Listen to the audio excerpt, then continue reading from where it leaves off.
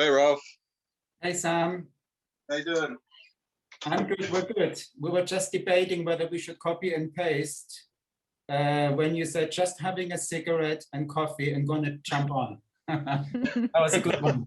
Melissa said, our curator for literature said that's a typical poet. Well, I've still got my coffee on the go. Okay. Okay. Okay, we were listening to some wonderful dance, music and dance performance, so we're good. So let me stop sharing the screen and then hand over to Melissa. Well, welcome, Sam. And Melissa, I will hand over to Melissa to introduce you.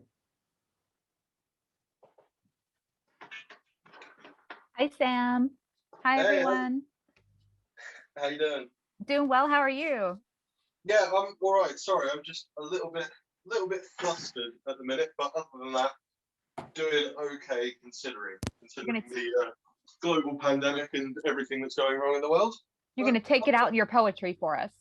That's pretty much the idea. Yeah. Cool. Okay, so everyone, Sam Grudgings is a poet, perpetually on the edge of collapse. Shortlisted for the Outspoken Poetry Prize in the performance category in 2020, he's renowned for his frenetic delivery and whirlwind stage presence. His work combines visceral metaphors with frank gutter honesty and dark gallows humor. I want to hang out with you and buy you a Guinness. So his debut collection, The Bible 2, is due out with Verve Poetry Press in 2021. In the meantime, his work can be found in Rigwelter Press, Nine Arches, Cipher Press, and Scrawled in Blood, alongside prophecies predicting the fall of man in the deepest caves as yet undiscovered, amongst others. Sam runs workshops and performance, as well as campaigning for the recognition of lived experience in professional and academic circles. He endeavors to bring poetry to everyone by collaboration efforts with musicians, dancers, artists, and initiatives in local communities. Sam, welcome, and the stage is yours. Thank you. Thank you so much for having me. Doing gigs in this kind of place is kind of weird, so I want to acknowledge that weird, strange space that we're in, being a liminal space between where literature is kind of combining with the fact that we're all dotted around the world and yet somehow all together. So I'd like to take the moment and just pray for us all. This is a poem called Unrecognizable Prayers. It goes like this. Oh, holy list of things I do not need. Oh, commerce, oh, fear sold as a product, the not having a discount prices, oh, mighty complicit privilege. Oh, identity theft posing as personality tests. Oh, holy moon rising in my apathy house, help me decipher this being as abstract. Oh, apocryphal holy grail of recognition in anatomical diagrams and grimaced sallow faces, I am a forever vomiting emoji, sick of my own callow need to be recognized as being. I am and offer my graven image as a testament to existing, oh false idol available in 7 affordable monthly payments. These hymns are two-way streets. If I open my mouth and contour my virtue signaling, I can make it appear like caring. Or, oh, holy living as protest. Oh, friends, corroborative scripture that I am loved. I haven't confessed that I wouldn't be here without you. Oh, my most reverent, intimate calluses from holding on. My apostasy was in never letting you know. The scripture of your trust kept my penitence. I have kneeled so as to avoid looking you in the eye and admitting I almost couldn't. Oh, pantheon of almost. Oh, sermon of us. Oh, most carefully rounded shoulders. Oh, most successful phobias. The high cost of salvation. Oh, holy companions. I have denied you, the ravens who grab sunrise with their claws and swoop upwards, pulling the day behind them. They, like you, are miracles. Poem, thank you. Yeah, I am currently working my way through my strange relationship with God and addiction. So much as I would absolutely love a Guinness, I've been 5 years without a drink, and almost 5 years, 4 years and 11 months, not that I'm counting. So that might have to wait. However, do get a lot of poetry out of it, and I use poetry as a kind of form of catharsis within the writing in itself as therapy. That's often an internalized process for me, but the performance aspect, for me, being able to share and connect, addiction is often called a disease of isolation, and the connection, poetry is this kind of language that in whatever form you take it, whether it's on the page, stage, or just between yourself, it's a way of reaching out to people and kind of finding it. So I do a lot of poems about that. And this next one, I kind of do like an annual poem once a year to kind of commemorate my sobriety and kind of hold myself accountable to myself. So with that in mind, this is my most recent one. It's called My Name is Dispute, and it was recorded by Word of Mouth London, who are a really cool channel based in London. So I went up to London before the pandemic and filmed for them, but I'll do it for you here. It goes a bit like this. I don't tell you how often I think of setting myself on fire.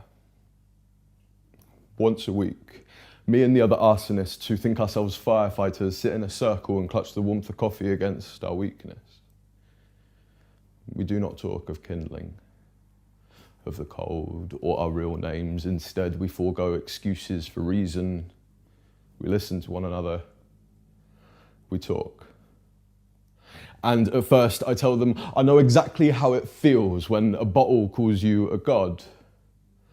It's only when I start to listen to them that I learn that my name means two gods having a conversation. One man says how his means that he was the boy that ate what was given to him. He learned to starve himself by eating himself, and how to become an argument. My name means choke. My name means dispute. My name means because.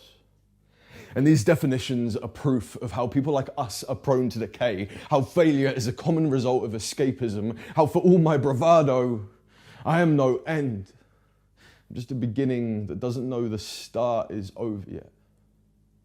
When all you stand to inherit from your name is its violent history, you will understand why we are so inclined to seek out sobriquets, how you must always call your last move before you make it, and how I call myself burden, how I call myself surrender, swallowed in the absence of sustenance. Repeat, I am surrender, swallowed in the absence of sustenance. Repeat, repeat, repeat, repeat until no longer necessary. We do not talk of how we know each other better than we know our own real names. We do not talk of how if this don't kill me, then nothing will, because my name means I am immortal, because my name means I will live forever in the hope of becoming a memory, because there will never be a time when I don't pray for the end. And if I could be nearly half the man I thought I was, it would have to suffice. But my name is the paradox's cause between who I was and who I am. My name is everyone that loved me went the wrong way because they followed me, and I never taught them the trick of not stepping on the cracks in paving slabs or remembering to wake up before they hit the ground. The most frequently heard name called out on the way down is so far, so good. And I can tell you from experience that anyone's name can mean falling. So tell people who have just lost themselves to just get better at finding, and you will understand why tomorrow is a promise that I can't make. So today will have to suffice. I am no end. I am no end. I'm just a beginning that doesn't know what the next step is yet. I am a prologue to better days that don't end just because I do. My name is Saint of absent dialogues and God of unhealed wounds.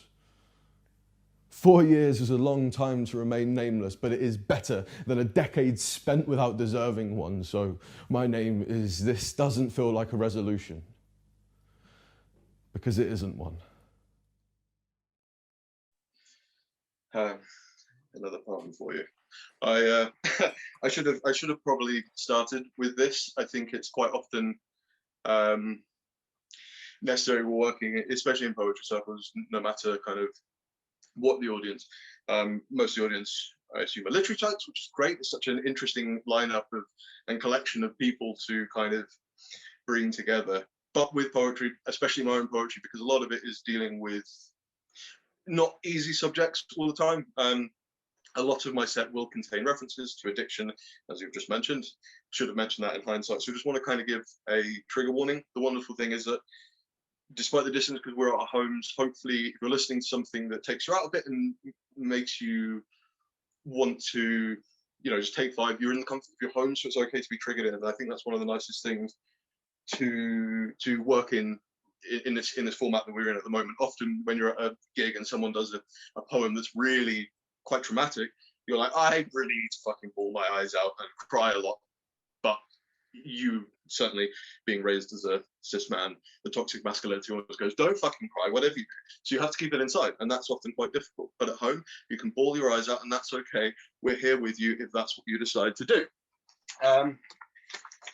But yeah, there is some trigger warnings just for the rest of it. But on the subject of that, I'm going to do this. This one is a relatively new poem. I've performed it once before. And there is a poet called Kim Adedonzio, and she has a wonderful poem called To the Woman Crying Uncontrollably in the Bathroom Stall. And it's this wonderful testament to kind of all, it's just reaching out. And the end line is, hold on, joy is coming. And it's such an interesting way of talking to people and connect, again, that connection issue that I talk about. So it's after that, this is very much heavily inspired by that. It's kind of my take on it. And it is called Things I Wish I Learned in the Undertow, after Kim Adedonzio.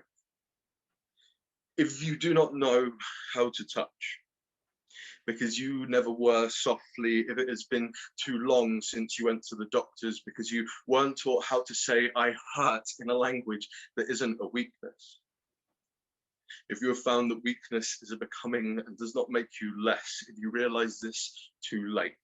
If no one has ever held you firm and told you, my God, it is good to see you and meant it. If no one has ever held you firm, and if you see a friend break in ways you never learn how to and can't think of the first thing to say, or if dialogue was lost under stiff upper lips and fists, if you have no way to tell anyone that you are not the person that you see in the mirror, or that you are, and you cannot stand to look yourself in the eye, if you are making habit of making eye contact with traffic, if you do not know how to be fallow, the wasteland of your 9-to-5 body turned arid from overuse, if you have escaped beneath your bed to find monsters and found there were more there than when you began, if you build cairns for everyone that you used to be, if you can never find the way to say I love you and mean it, if you are learning accountability and accepting your flaws does not entitle you to forgiveness, if you speak to yourself and no one answers, if you are holding on too hard to something that serves no purpose, if you leave now, tomorrow you will know how long the day is and how lonely, and in the night you will know just how sharp the angles of your absence will be. You will learn via descendants how everyone inherits you. Father figure that you could never live up to, I ask that you just stop just for a moment and sit with me. We can do our best impressions of nothing for as long as we need. We can do our best impressions of nothing for as long as it needs for us to become again. Thank you. Poetry. Also, thank you so much to everyone for putting this together and holding this wonderful space. And thank you for joining and tuning in. I hope you're enjoying it. I'm kind of experimenting with things at the minute. Being at home and not kind of going to gigs and getting the feedback and stuff, maybe kind of go, well, I need to be a bit weird. I need to up myself in terms of how I'm delivering things. I come very much from a performance background. I'm only recently kind of learned, in the last couple of years, learning to write for the page, but that's been set back a bit because there's no one to get anything from it. So at the moment, I have been rediscovering 1920s silent movies and using them to project, which is where you see all the wonderful flashing images from. And they're really interesting because the majority of them are kind of before there was really any interference in terms of essentially what was constituted pornography, and that's really interesting. The ones I'm projecting all have a U certificate, but it was before certification came through. And it was this wild, interesting time of experimentation in Germany, in the US, and to a lesser extent in France. And it's all kind of burlesque influenced and bordello influenced, and like there's so much queer undertones to it. It's really interesting seeing how they subverted the expectations and found these new ways to discover stories, because it was really at the start of that era. So if you're wondering what the flashing images are, they are, at the moment, this is from the Nutcracker, but there's also Jekyll and Hyde and Frankenstein and one other which I can't remember at the moment. But it's been interesting kind of finding ways to make it work. And I really want to find a way to make this work in the real life once we're able to return to real life. This is not related to that. That was just an interesting aside, because you're probably going, why hasn't he set the lighting up in his room properly? And it's for ambience and to add a little sense of theatre to my bedroom. Welcome to my bedroom, by the way. I don't know you very well, and normally I'd expect at least, like, you know, a conversation, maybe a coffee, go out for a meal or something before I invite you here, but we have crossed the boundaries of intimacy. So on the notion of crossing the boundaries of intimacy, this is, I'm going to do a different poem than what I selected. My friend Josie runs a YouTube channel which teaches people how to write poetry, basically starting from the bottom and working up to the very top. And she also does a lovely thing every day where it's just called Write With Me, and she'll sit there on Instagram Live, give you a prompt, play some music, and you just write together and see what comes out. So this is a poem. She gave me 2 prompts, or gave the audience 2 prompts for this one, which is self-compassion or being in a room full of people who want to sleep with you. So I kind of combined the 2, and outside of my holy, this is going a bit horny. So this is self-compassion in a room full of people who want to sleep with you. And it goes like this. Have I told you I loved you today? I bet I haven't. It's hard to sometimes, but I think that I do. I love you like that odd space between a breakup and a honeymoon that you call a relationship. I love you like a phantom stare loves a foot. I love you like a tooth eager to meet the ground. All it knows of your tongue is what it can discern from the roof over its head. Grateful and cloying, never easily, but we're learning. We're learning you can be both the missing and the hero, and that both are worthy of love, even if not worthy in their own right. We're learning what it means to want to mess up your hair and notice that it's gone. We're learning what it means to want to massage your psalm and notice the holy is gone. We're learning what it means to want to tear up your youth, every heartache in the miss of it, then notice that that too is gone. What's left is small target hard. This, I sense, is the piece that you could do most without, but I still love your stubbornness of it. How you couldn't bear to let it go and how it still defines how you kiss. Yes, I love that 17-year-old you is still here, all sullen and misunderstood. Do you still keep him around because you are learning how to tell him that you love him? It's hard, isn't it? But I love that you still love like he needs to be taught, where in your history, like a ball gag, the fall and the tragedy of it, the violence and attrition of it, but despite and because of it, I love that despite everything, you still leave yourself open. Sometimes not learning how to be closed is a good thing, Mr. I use honesty as a defense. Mr. Not getting into the real of it, Mr. They assume the worst must be over and don't look any further, though you have invited them in. Sometimes being left open is a wound for a reason, but I love you have almost started caring for yourself, that you almost learned acceptance, that you almost started tidying up as you go, almost as a caveat you pride yourself on, isn't it? And I can see why, given that all of it. I want to ask if you carry yourself with the grace you give others. Are you as cruel as your thoughts? Are your intentions towards yourself pure? I can see in this room full of strangers, naked and lusting and clawing at you. I can see in this forearm and clavicle of it, this shoulders and kind eyes of it, that you are here. A boy dressed up like a hall of mirrors, looking to be loved at an orgy where they only want to fuck you, and you tell yourself that this is close enough, that this will do. Thanks. Love poem at an orgy. It's, you know, it's a work in progress. We'll see how it goes. This is the other thing. If you have any comments or critiques, normally I have like a wonderful kind of field of an audience, a captive audience, which I have here, but I kind of an audience. If you've ever gone to a poetry event in real life, if you've ever read a poem in real life, you will know there is a cadre of people who are beside themselves waiting to give you unsolicited feedback. And for someone new, that's really horrible. For someone like me who's been doing this for a long while now, I actually really want it. It's often like, it's a very certain type of person who will come up and go, I thought your metaphors in that were weak. And most of the time it's completely unwarranted. But I fully kind of welcome it. So if you have any comments. Sam, can I jump in? Absolutely, Ralph, by all means. Look, Sam, I'm completely blown away by you, and I'll tell you why. Because I've had the pleasure to be, you know, your father was my mate. We were going to the pubs together. So I saw you growing up.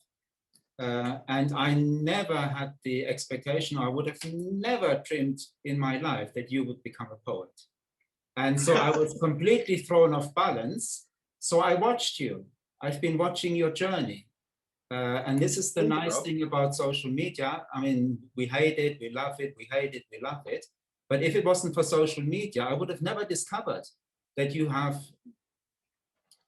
you know, developed into a poet.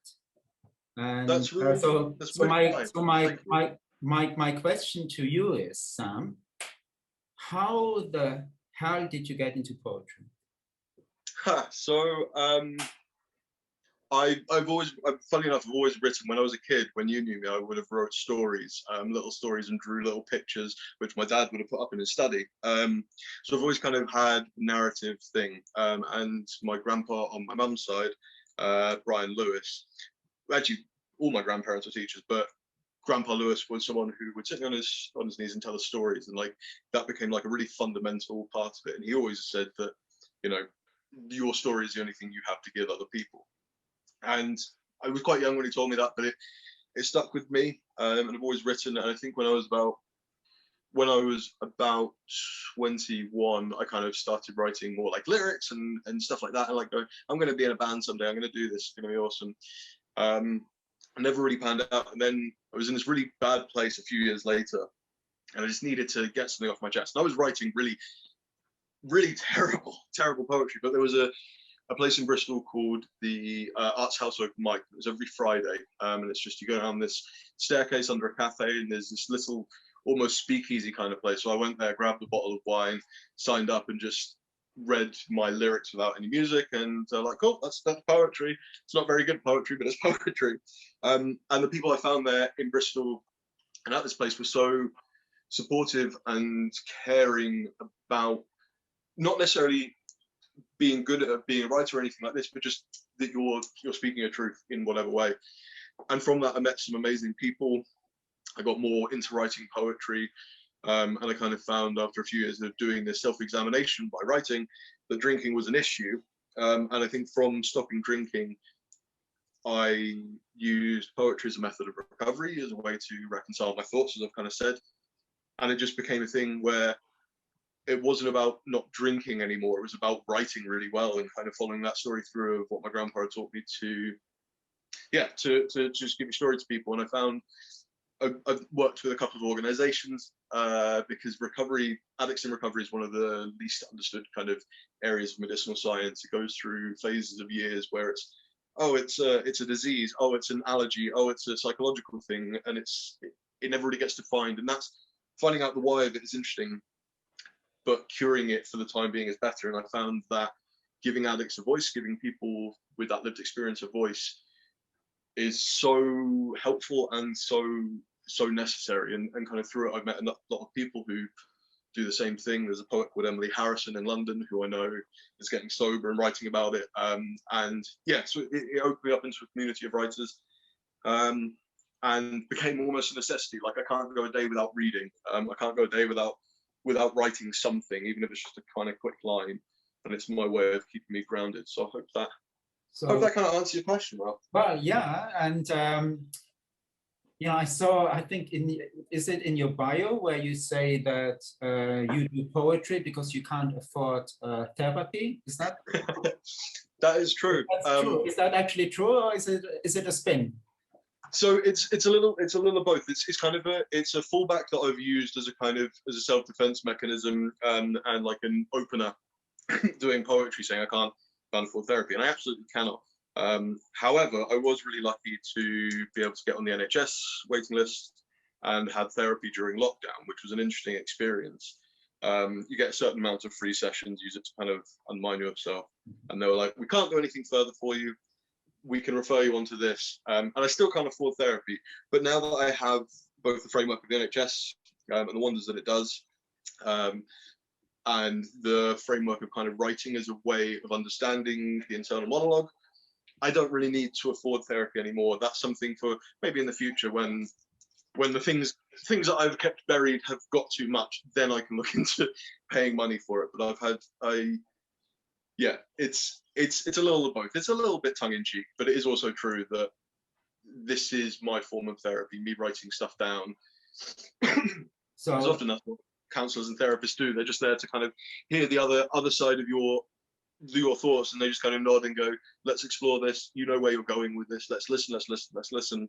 And if you know how to do it through the method of writing and then come back and looking into it and going, what the fuck was I trying to say? And you read it, you go, there's something subconscious coming through there. I hasten to add, I would never recommend doing only writing. If you can afford therapy, if you're able to get it on the NHS or whatever is available to you, always seek it out where you can. But in the absence of a framework, writing and sort of thinking about well-being and stuff like this, my colleague Beth Calverley does a lot of writing about well-being, and it's really useful, really contemplative stuff. And yeah, I fully recommend it in the absence of anything else. It's actually a theme of our festival, Sam.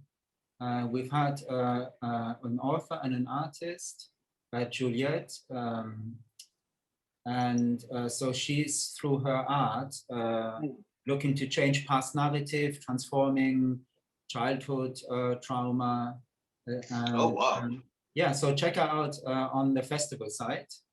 Yeah. And yeah, so you're actually keeping the theme going. So, good. It's fantastic. For me, it's interesting because how we discover a theme through, we had a theme in mind. Yeah. In terms of how we curated the festival, but now there are new themes revealing themselves, which we were not aware of. It's always like an interesting way.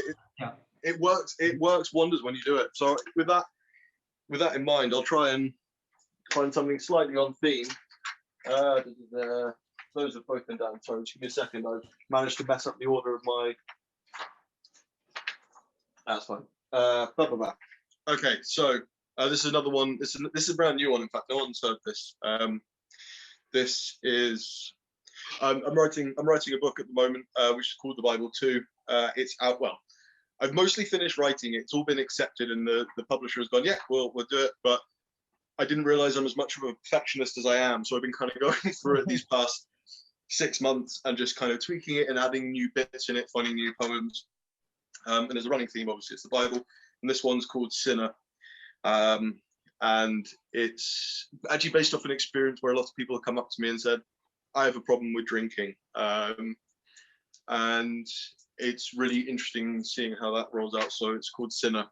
It goes like this, and it's kind of a letter to me as much as anything else. Recant, turn your body from a vessel into the airing of an unspoken grieving. Does this look like bravery? I promise you it's only failure masquerading as trying. What is God to an addict but another bottle?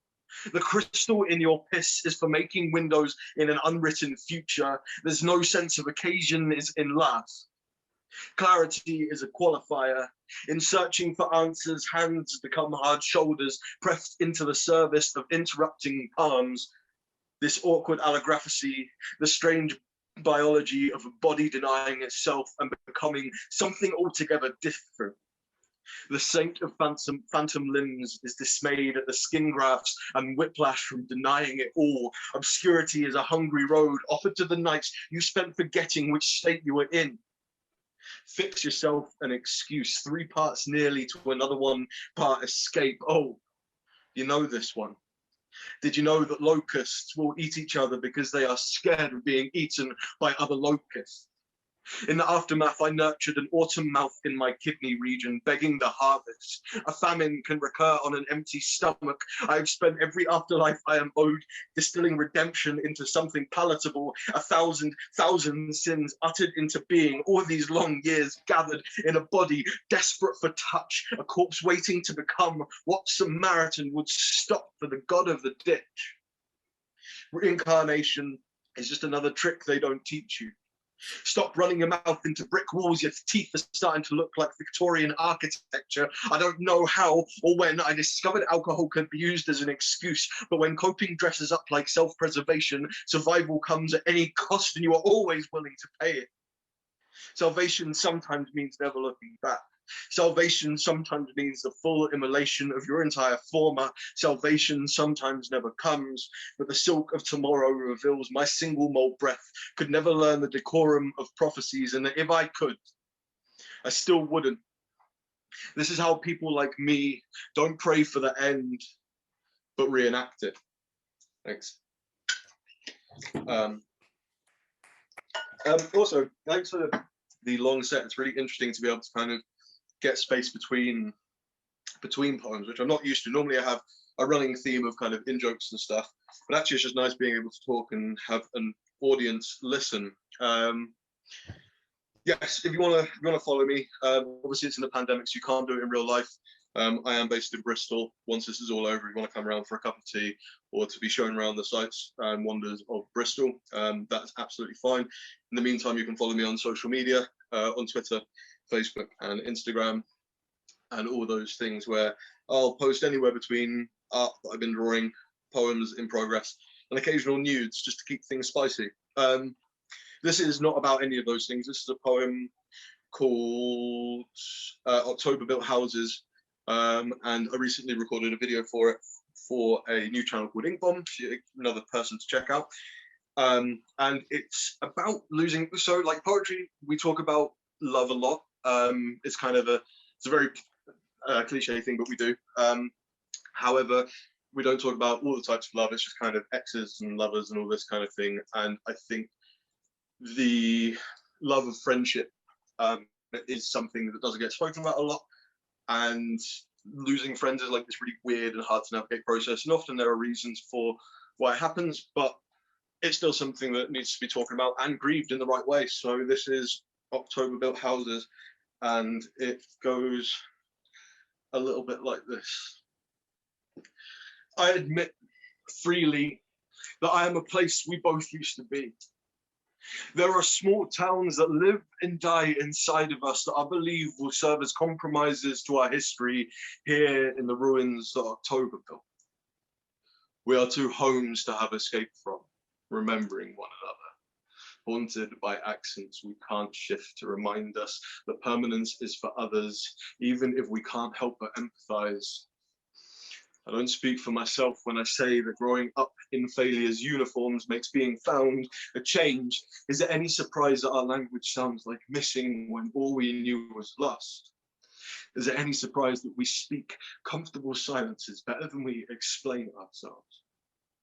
Because when it got to the part in our friendship where we had to introduce each other to our former selves, I didn't have it in me to admit that I know you did not like any of who I was, but you stuck with me regardless, and I never got to thank you for that. Even if we never talk again, our epitaph will read, two gluttons for exit survived by distance. What a legacy that is to leave behind. A perpetual longing, even if it is only a longing for one. And you know what? Yes, we could disinherit the wind together if you like. We could take our bodies full of everyone that we used to be and make believe like we don't want no part of the sky and its plans for us. But I don't think we should say fuck it so ineloquently, not when we have spent so long protesting how to be so politely in the first place. Maybe we're just something that needed to have happened to one another rather than a friendship to be had. Maybe we're not friends. It could be that we're gods. Ones that neither of us happen to have much faith in. But when I start thinking at these speeds, I want to write a letter to everyone I ever knew, starting, dear whoever you approve, write again. I care more about the had than the having, if only because the past tense is so easy to write in. Perhaps the God without followers is the same thing as a friend left behind. I am in the autumn of my second chances. I think forgiveness gets taken for granted and redemption has a very finite limit, but then I also think that I started with nothing and I still have all of it. Maybe this doesn't adequately explain anything. Maybe this will spare your mouth the ignominy of saying my name, even in passing. Maybe this proves that even horizons are compromised by endings. Maybe the answers as to why won't matter. Maybe we work best in hindsight, whatever the reason. I want to apologize that I have had more experience in being left and in leaving, and to thank you for making this leaving as difficult as it needed to be. Thanks. I'm just checking something. What's the time frame? Sorry, I'm on Zoom on my phone, so I can't actually check. How long? Sam, we are going to we have a film in 50. So we still have 15 minutes. I've just well, we allowed 5 minutes, but you know, with I feel like you know, we want a bit more of you. So that's fine. I'll do 2 more then in that case. That should fit in, I think. Yeah, and will you be able to stay to watch the film screening?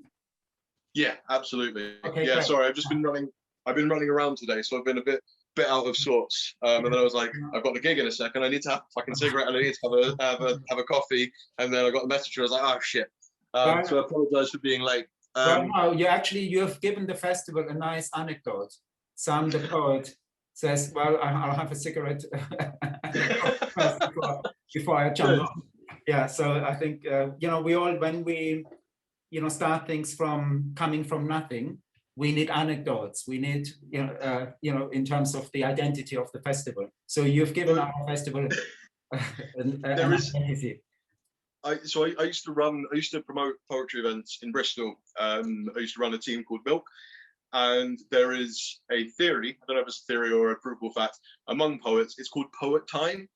And I used to go to festivals with poets and run stages, and arranging poets is like herding cats. They run on completely anonymous time to anyone else. If you ever open mic, they'll say, oh, can I do just one more? And it's a 10-minute ode to their ex-lover's pants. Because we have no concept, because we're so used to working within liminal spaces. We're just like, time? What fucking abstract? Listen to my voice, I'm lovely. It's a strange kind of arrogance we have, and I'm very here for it. So, poetry time. This is a brand new one. I have not read it out even to myself yet. There is a film called Begotten. It's kind of a weird experimental horror film, and I'd want to use it in my projections and stuff like this. So this is your debut performance, Sam? Sorry to interrupt you. This is a debut performance? Yeah, this is absolutely brand new. Okay. Yeah. I kind of wanted to bring something borrowed, something blue, and got the blue here. Borrowed is my slippers, and this is my something new. So it's kind of a film. It ties in with the stuff that I've been writing anyway. But it's a film about God killing himself and giving birth to himself, and then coming back around, and kind of it's all about the onus of power on the believer and all these really interesting subtext. It's a horrifying film to watch. It's really difficult. So I want to kind of trigger warning this specifically in that it does have some reference to suicide and to self-harm, because it's about that subject. It's called Redeemer. You are my favorite audience to read it to because you are my first and therefore the best. It's called Redeemer. It goes like this. Everything that is known about dying comes from unreliable accounts. I'm not recommending first-hand experience, but I am researching methods of resurrection. Rediscovering artifacts from the undertow teaches me better about swallowing evenings to build up a tolerance for the dark. In the morning, I am renovating my body with stigmata so as to become immune to knives. My skin smiles the keloid grin of a gourmand of attrition. The problem with not knowing the arcane of yourself is getting confused with who you could be. I have been fulfilling prophecies because I am too scared to take risks. I am too scared to take chances, and I can feel the succulent under my chest that avoids my gaze and answers me honestly whenever I ask it that I have only ever been approximately human. I dream of God killing himself. I turn my hands into blades for just such a purpose. They have to be God-killing knives. I absolve my stomach in the shower and scrub my gentle, soft clean of any guilt. My mouth is an empty nest, hollow of prophecy where something good once was. If I am to offer my hands for anything, they must be hewn from my body.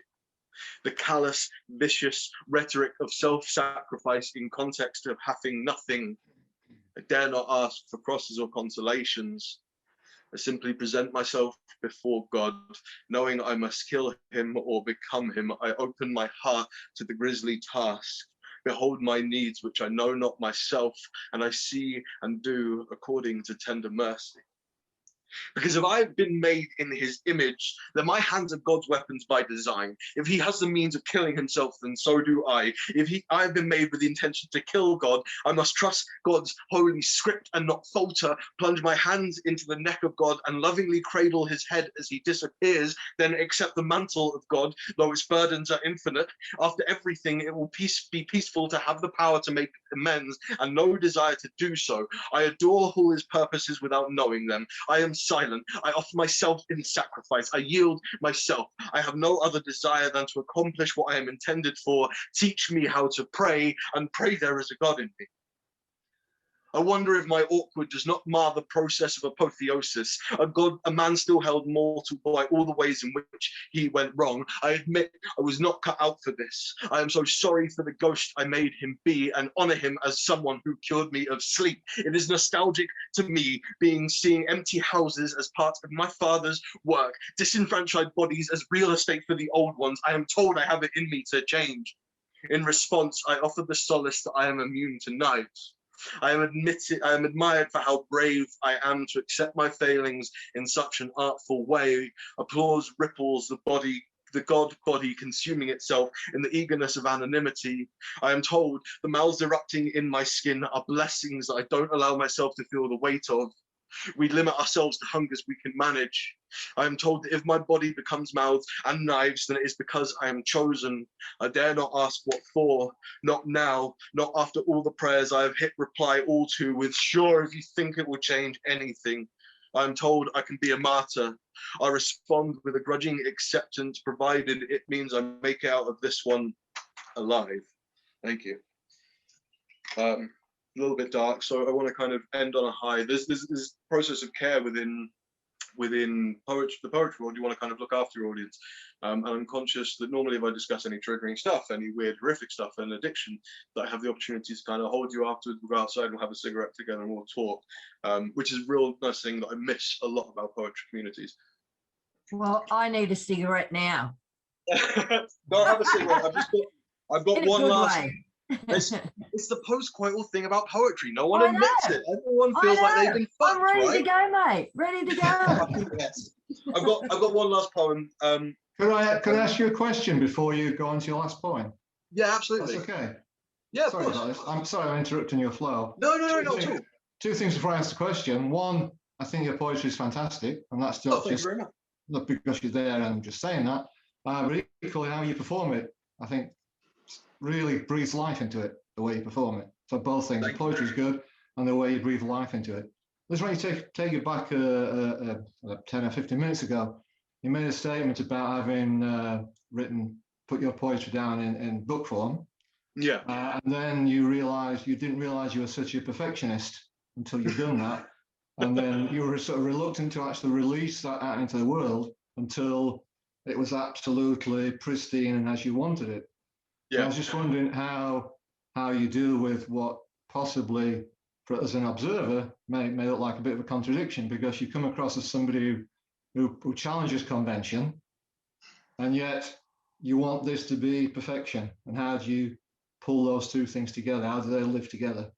So that's a really interesting question. That's like super fucking interesting. And it's really interesting you said about challenging convention as well, because I am somewhat notorious among my poet friends for, if you look at my poetry on the page, especially when it's being released, it's very different from other things. I don't write in sonnets and pantoums and stuff like this in traditional forms, not because I don't think they're worth it. I know some wonderful sonnets and I know some wonderful pantoums and beautiful forms.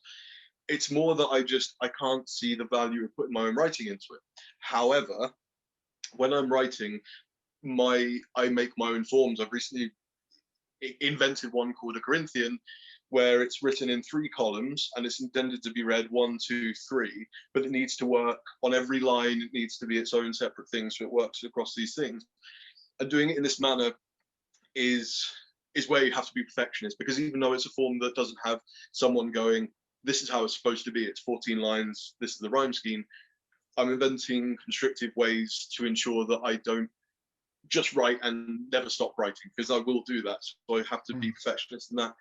And there's another thing is that while I'm against convention by and large, I do have to work within the limits of the medium.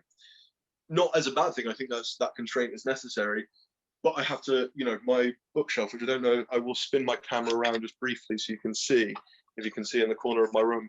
My bookshelf is taller than me, covered in poems, in poetry books. So like I read a shit lot of stuff to better myself. And every time I kind of become happy with this draft of the book as it is, I've just finished reading a poet called Sam Sachs, and I'm like, how dare you? How dare you be so good at writing? So I have to go back and kind of make sure that I'm better than myself, better than who I was last month, and not better than Sam Sachs, because that person has like blown the competition up. But it's just constantly challenging me to be better than myself. If I'm my own worst enemy in my own competition, then I'm going to have to be perfectionist about it to get better than myself. So yeah, I hope that answers your question. No, it just relates to a question that was asked of myself this morning about writing, and I think it may have been Davina who asked the question. I can't remember. It was Davina. And when you do write something, before you release that out into the world, because it almost becomes your child, I suppose, and and you do start to become obsessed by it being, in your own eyes, as perfect as it can be. And it's quite a difficult thing to eventually let go of that and let it go out there and let other people be the judge of it's worth or not. But that's it, and it's finding that way. And I'm very lucky in being a performance poet in that I can go and do this live and get editing feedback live. A lot of my friends come from a page background, and so they write almost in isolation before submitting it out into the world, and you know, getting it rejected. So it's a very strange thing to be able to do, and I quite like revisiting stuff long time after I've written it and returning to it and going, this needs to be better. This served the purpose 4 years ago. Some of this is true. I want to look at it through new eyes. I always consider like poetry to be a living, breathing art, and it's the same with my poem. Even the ones I've memorized, I try and update them in terms of the delivery, just so that it's not, I don't know, so it's not, I can't think of the word, but I hope that kind of explains the poem. No, and actually, thank you. Yeah. Yes. I'll just finish on one last one then. I was going to do a poem about Big Jeff, who is a Bristol legend, and he's got an art form out at the minute, but actually I'm going to do one from the back of my head. He made me think about it. And when I wrote this is one that's really interesting. When I wrote this, it was almost just a collection of nice phrases, and I was like, this sounds good. And when I started performing it, people were like, oh, that's really interesting, it's about this. And I'm obviously very much into death of the author. Once it's out in the world, whoever the fuck wants to get what they want to get from it gets what they shall, and that's down to them. But what was interesting is returning to it and finding what I got from it. And it used to be quite a sad poem, but I think it's more defiant now. It's acknowledging, to my mind, and get what you want from this poem. To my mind, it's about finding stuff within yourself that you didn't know you had. It's called Working Title, which is a silly writer's pun, but I'm sticking with it, and that's what it's called in the manuscript. And it goes like this. This poem is for anyone that needs it. Thank you so much for having me. This poem is for all of you if you want it. It's called Working Title. It goes like this. Your mother is a postal worker. She only writes in ceramic. She swells her hands with her shins. Your address, public in tassiography, the last dregs of the last words to you that she promised she never said. Your brother is an overdraft. Your brother, the final reminder, addressee gone away, return to sender. He does not live here anymore.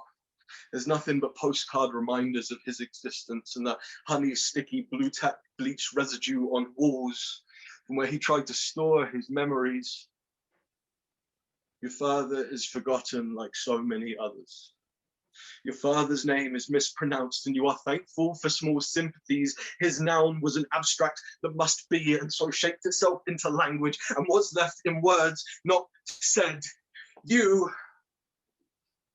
have so many names for yourself that you covet them. Mr. never learned how to say no. Mr. perpetually in probation. Mr. can't hold on to a relationship like it's poison, can't hold down a job like it's choking him, stubbing out always your final cigarette from that pack that you are always quitting, in ashtrays fashioned from last night's promises. You called yourself something that needed an escape plan, something last minute to run away from, but you never thought about the two of running. The destination was always less important than the leaving, and you breathe harder than most with your hurricane chest made up of nothing but exits. You leave behind empty spaces that look like allergens. You are so scared of heights, but you cannot think of anything other than flying away, away, away from here. Seeking some far-flung, forgotten corner of the get-out clause. You get to the airport, and you know they are going to ask you if you have packed the bags below your eyes yourself, and I know that you do not have time to unpack all of that in public. You search around for your passport response, your get out of everything clause. Find they will not let you board if you do not know where you are headed. Find that away from here is not the answer that they needed. You put your everything up for show. You tell them you are not a threat to anyone but yourself. You find there is no amnesty for loss. There is no embassy to protect those who declare themselves a no nation state, with your family hanging over your head like a no-fly zone. Some mismanaged wish you were here and cannot rid yourself of, and so you return to what passes for home, that same journey every night. You return to find all of your unanswered questions waiting in porcelain on the doormat. With this correspondence writ sour on the caged walls of your ribs, and you think to yourself, what a beautiful word that closure is. Thank you so much for having me. You're wonderful. I'm looking forward to seeing a film, which hopefully will liven up after I brought you a bit blue and down. But you're all wonderful and lovely. Thank you so much for having me. Really appreciate it. Thank you for having me internationally. Thanks so much, Ralph. Thank you, everyone. It's a pleasure having you. We love you.